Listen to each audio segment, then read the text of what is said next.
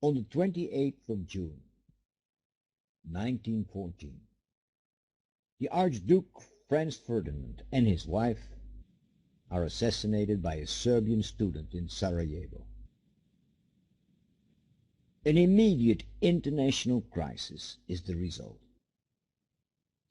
The murder of the heir to the throne of the Austrian-Hungarian Empire inspires the Austrian declaration of war to Serbia. Germany is in support of Austria. Russia honors the historical ties with the Slavic people of Serbia. France signed a treaty of mutual support with Russia. Moreover, since the incorporation of the Alsace-Lorraine in the German Empire, relations with Germany have been strained. England and Belgium take the side of France. Mobilization everywhere. In every country, leaves are cancelled. In Europe, movements of material and men are taking place on an unprecedented scale. In France, 7,000 trains transport more than 3 million soldiers within 3 weeks.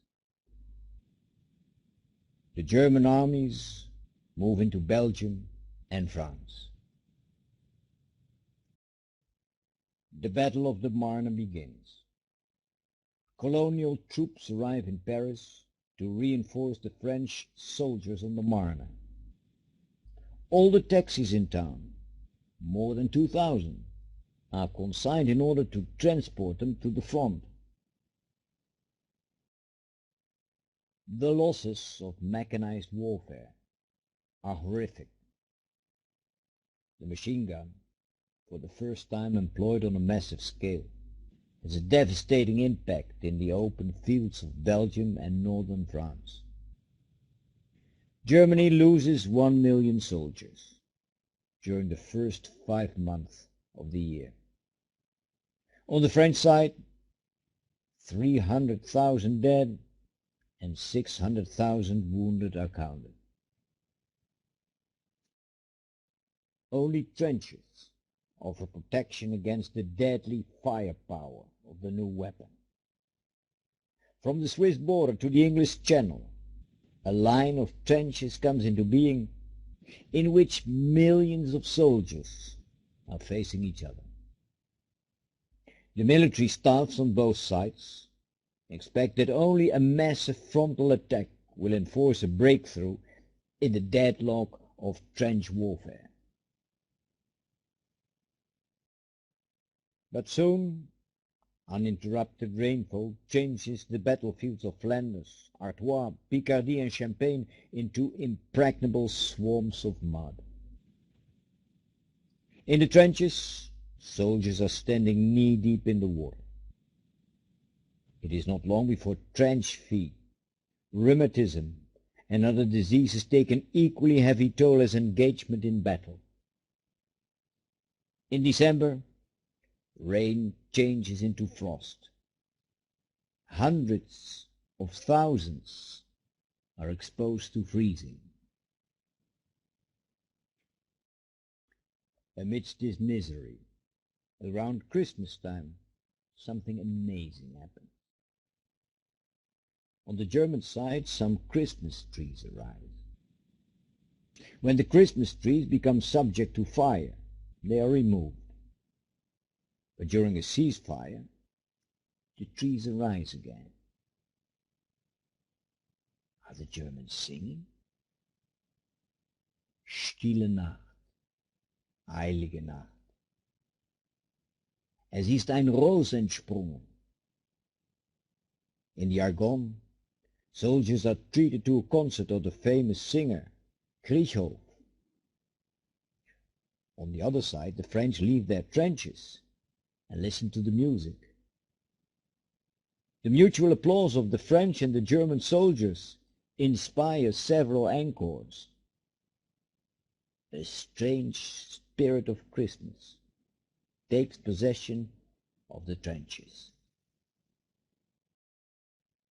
On Christmas Eve, almost everywhere, weapons are reduced to silence. Men are leaving their trenches, wishing each other Merry Christmas. Enemies start to talk to each other.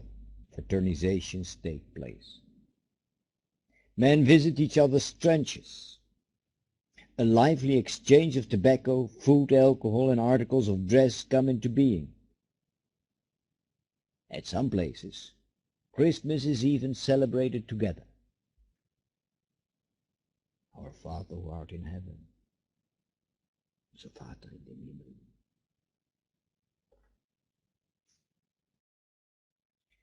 Brigadier General Pétain disapproves of any form of fraternization.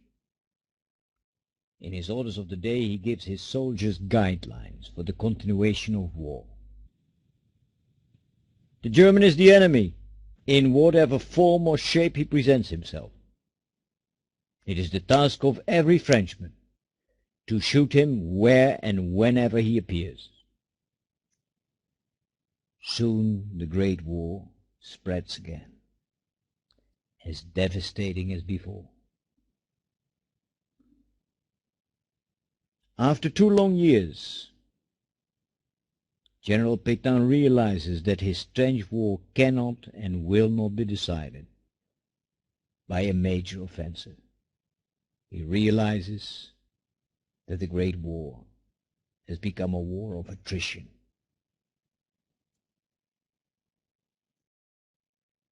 Yet the Germans are preparing for a decisive offensive at Verdun. 10 railways are constructed. 1,000 train loads supply the theater of operations with more than 2.5 million grenades. 1,200 heavy guns are put in place. In firepower, they are ranging from the huge Krupp cannon to the deadly pieces of field artillery. More than 200 airplanes are ready to support the ground offensive. More than 400,000 soldiers are preparing for battle. General Pétain is put in charge of the defense of Verdun. 8,000 workers and 3,500 lorries are working around the clock to enable a flexible response. 1 million tons of sand and stone have to be removed in order to construct 3 defensive lines. The front line, the actual defense line, and the rear guard from where counterattacks can be launched. On ne passe pas. They will not get through, is his motto. On the 21st of February, 1916, the Germans open fire. Deafening is the sound of artillery fire. Over a distance of 150 miles, the fire of field artillery, guns for the middle range and howitzers can be heard. The shelling lasts for days on end. When grenades explode, they rip up the earth. They uproot trees, project bodies mixed with sand, mud, stone and iron high up in the air. Everywhere, huge craters appear. As a result of rain, the cavern-like craters are filled up with a filthy, stinking yellowish dregs. Out of the dead tree stumps oozes a greenish fluid. The repugnant smell of decomposition penetrates everything. Through this God-forsaken landscape, Lieutenant de Gaulle carries out his reconnaissance mission with the true contempt of death. He feels encouraged by the memory of his ancestor Jean de Gaulle. Hadn't Jean de Gaulle resisted the English archers during the Battle of Agincourt in 1415? Through this God-forsaken landscape, soldiers launch their frontal attacks. In line, with fixed bayonets, they stumble towards the machine guns, the barbed wire, the grenades, Row after row, they are mowed down. The Germans have introduced a new weapon into battle, the flamethrower. Flames, meters long, scorch the earth and turn soldiers into living torches. Like a huge tree, the goal falls down when his leg is ripped open. Almost at the same time, at short range, the grenade explodes. The shell injured the head of the cut-down giant, who now lies moaning in a puddle of blood. The Great War doesn't seem to know an end. The Germans launch attack after attack. Series of explosions follow each other like waves on the beach. Soldiers are torn asunder. Parts of bodies are propelled into the air, buried by a mixture of sand, stone, iron, and mud, until the next explosion will root up the earth again. Gas! Gas! With their gas masks, soldiers seem to lose the last resemblance of human beings. With their glass eyes, their long snouts, their slow movements, they rather look like cubist figures of Picasso and Braque than like models of military history. Month after month, Pétain's troops resist, stand firm. On ne passe pas, Pétain keeps telling his soldiers.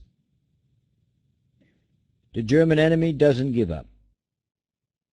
But eventually the Germans are forced to divide their attention when the Allies launch a new offensive. The Battle of the Somme begins.